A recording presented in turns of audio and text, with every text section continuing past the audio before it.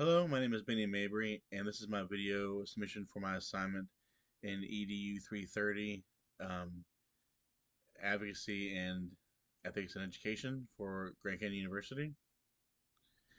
When it comes to diversity considerations, I currently work in food service, and so I see a lot of people coming in and out of my store with all different backgrounds and walks of life, and I hear different languages. I see people order things based on their culture and like what they can and cannot order.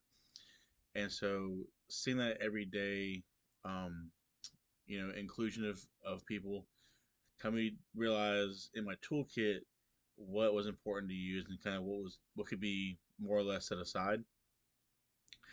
And I like how my toolkit is usable rather in a community to where it can be a foundation of learning for diversity as well as other backgrounds and things of that nature. And in terms of my personal virtues, I try to integrate all of them into enhancing education on a multicultural level, and they really affect me in my process of making decisions.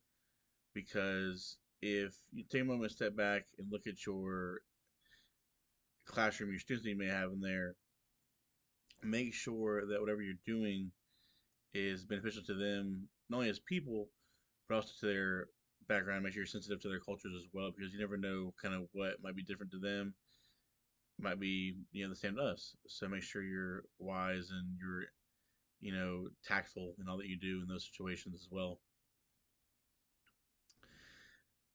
And I have to say, in doing this assignment, I've had a few moments of learning that happened while making my toolkit.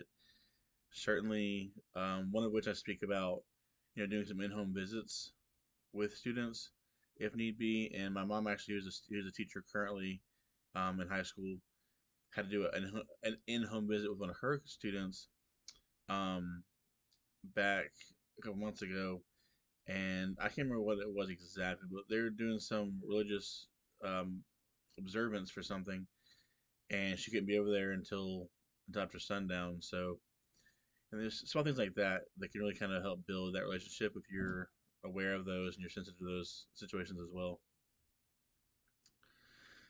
And in building this toolkit, I really want to do more things like this moving forward, both while I'm a student and also as I'm a teacher in the future as well, because it helped me kind of equip and break down. Because the way I built it is in four different columns, like the header, which is like the tactic, and then below it is like the applications or the strategies.